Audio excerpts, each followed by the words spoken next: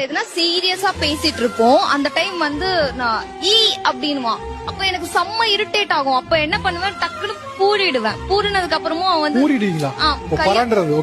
அவன் ஃபேஸ வந்து பொறாண்டி விடுவேன். அப்ப வந்து தப்பிச்சிடுவான். என்னடா தப்பிச்சிட்டான் அப்படின்னு சொல்லிட்டு டைரக்டா போய் மூக்க கடிப்பேன்.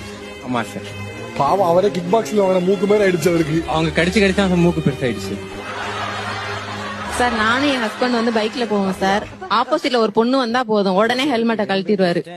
சரி, எதுக்கு இப்ப கலட்டினேன் அப்படின்னு சொன்னா, இல்ல தலை அடிக்குது அப்படின்னு சொல்லுவாரு சார். நான் அந்த டைம்ல முதுகுல நறுக்குன்னு கடிச்சு வச்சிரு, இல்லாட்டி கொட்டி வச்சிருவேன். நாங்க வெளியே போவோம்.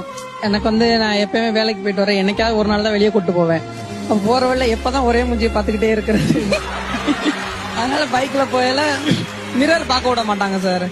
அதனால வந்து மிரர்ல போயல இப்படி பாத்துட்டு இருக்கேல என்ன பண்ணிட்டா கண்டுபிடிச்சிட்டாங்க.